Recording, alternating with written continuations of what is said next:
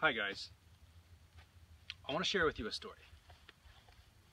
Forgive me if I ramble a little bit because I've actually never told this story before and I've never rehearsed this, so you get it raw, you get it real, you get it honest, and if I ramble, now you know. The story is about the day that forever changed my life and changed my career and allowed me to change, hopefully for the better, for my students. It changed the nature of the type of business that I do and the type of customer that I cater to. Now, to begin, let's back up a little bit. I began teaching firearms self-defense as a young man, 25 years old. I was in Florida, and it didn't take very long till I outgrew my britches. I bit off more than I could chew. I'd taken on employees that I didn't know how to manage, and I didn't know how to guide them, not from a teaching standpoint, not from a technical standpoint, but I didn't know how to guide them from a managing and HR standpoint.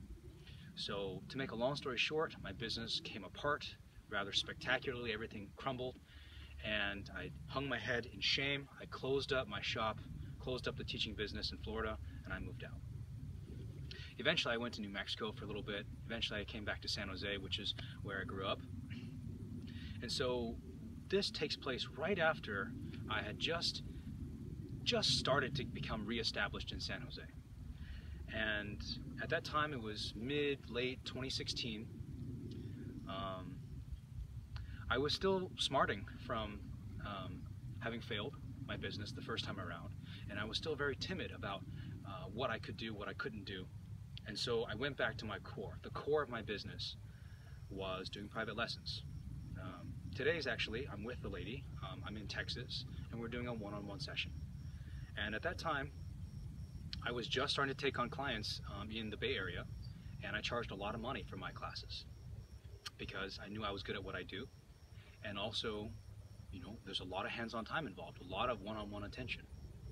So at that time, I charged $1,195, $1,195. You need to bring your own ammunition.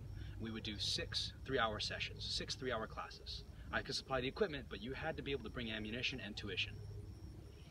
And I only sold packages like that.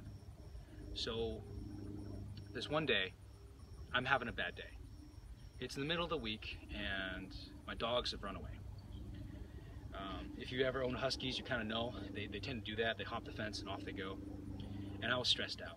So I'm trying to make the best productive use of the day. Dogs are gone someplace. Somebody's gonna find them, either run over or they show up at someone's yard, and I was just nervous and worried for them. So I go to Home Depot, a hardware store, and I'm trying to get some stuff done. And amid the busy, noisy hardware store, someone calls me. So I pick up and I say, well, hi, this is Brian. What can I do for you? And a woman, and what's a woman's voice? And she says, well, you know, I heard about your gun classes. I saw you online. I'd like to learn more about the gun classes that you offer. Can you please tell me? And I was rather dismissive about her. And forevermore, I'll be guilty about this because I was so wrapped up in my own problems that I failed to be able to empathize with someone else when they came to me looking for that. And so I said, well, you know, who are you? Why do you want to learn? And she says, okay. And there's this really long pause. She gives me a really, really long silence. And she takes a deep breath. She says, my husband was killed in a home invasion murder about 8 weeks ago. And now I'm left to care for the household and care for the 3 kids. And I've been thinking about getting a gun, and I'd like to learn how to use one. Maybe it was 4 kids, I don't remember. She hadn't been working. Her husband, Bob, had been doing the working. And all of a sudden I felt this wave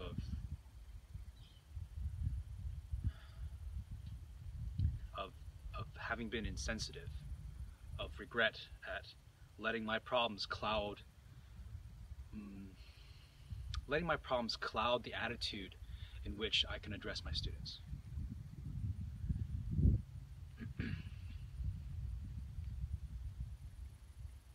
And so I asked her to tell me the story, and she did.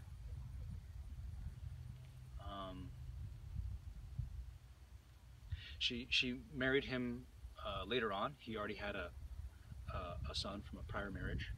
Now that son was 25 years old and actually trained in Chinese martial arts, trained in Kung Fu for a lot of years. And so in theory, he was well versed in self-defense, right? In theory, someone who's trained 8 years in martial arts and Kung Fu knows a thing or two about self-defense. Well, you know, one morning, he's by himself alone at home, and there's, you know, someone comes to the door, and when he opens the door, 2 men burst in with guns, and they're demanding the cash, they're demanding the goods, and so they tie up the son, adult son, 25 years old. They tie him up, they bundle him up, and they stick him in a closet or bathroom or something like that. And so for the rest of the day, he's witness, he's ear witness, he's listening to what happens throughout the rest of the day. And another person comes, a family friend or something like that, and the robbers bundle him up and tie him and duct tape him or whatever, and they throw him in the back too. And then towards the afternoon, the father comes home, Bob Harden. And he comes home, and he didn't have a firearm with him.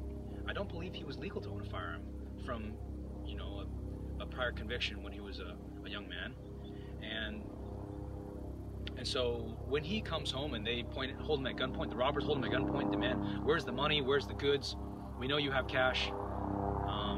For whatever reason, I don't know why this is, but we'll let the helicopter pass, all right?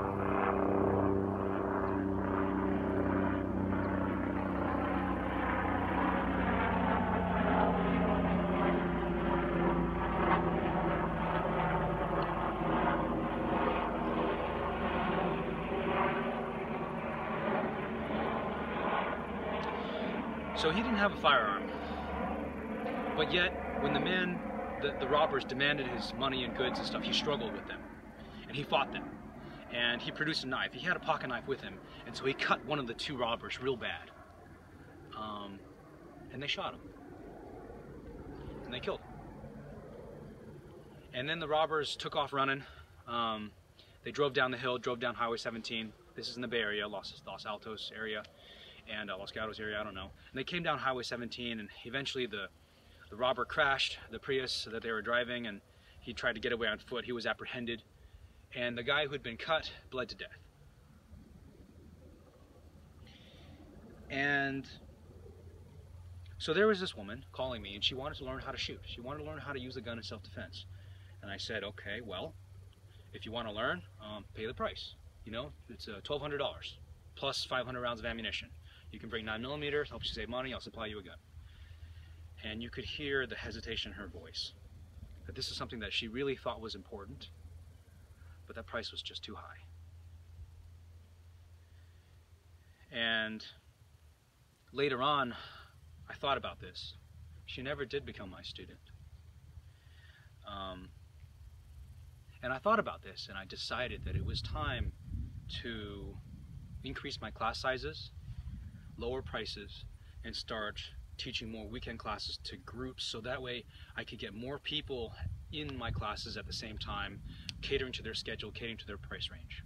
Up at that point, I'd been a very fancy little boutique, you know. I could teach one person really, really well how to use the gun in self-defense, but it wasn't enough for me anymore to make a good living. It wasn't enough for me anymore to make some money and teach some classes and teach a person how to shoot. Now I had a mission. Now I had a goal. Now I had a drive.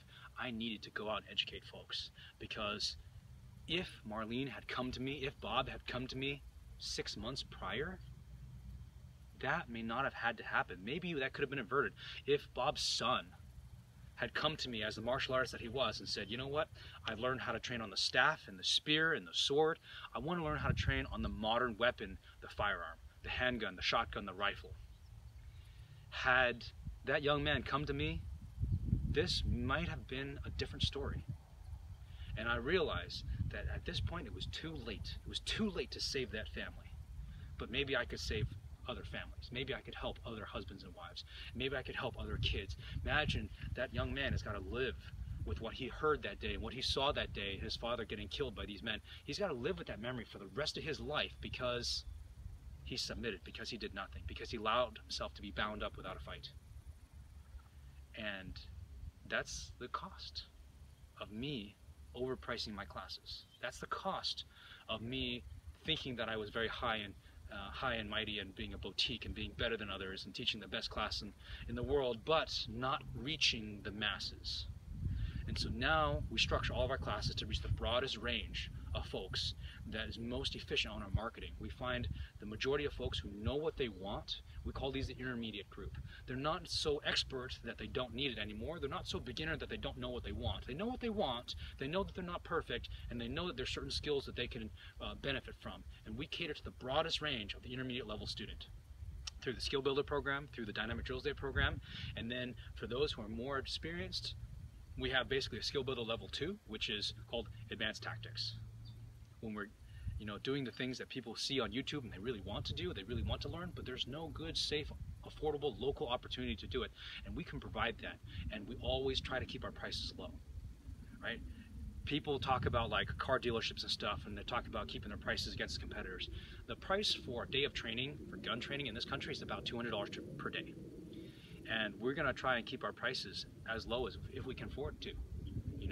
And rather than having you fly to me, if I have a nice location, Arizona or Las Vegas or wherever, I want to go to you. And I want to train my staff so that they can speak your language. So that way, it's not about how cool I can be. It's not about how cool my instructors can be. It's about how confident and how well prepared you can be when you go home. The knowledge that you learn has to be applicable. It can't be just you're going to run around and shoot some guns. We call that tactical masturbation. Yeah, it's fun. But what's the point? It doesn't do anything. So any bit of our training is designed to be relevant. It needs to be take-home-able. You take it home and it's usable that night. And if you need those skills, God forbid you do, but you will have them in your back pocket. Anyways, I want to share this story with you guys about the day that changed my life, changed my career, and that set the tone and set the path for my company, Monarch Defense. I hope you guys enjoyed the story, and thank you guys again for allowing me to ramble a little bit. So I'll see you in class. If you have questions, email us, info@monarchdefense.org. See us online on social media, YouTube, Instagram, Facebook. And thank you for your support. Thank you for your patronage. Thank you for attending our classes. Thank you for helping to spread the word so we can help good folks.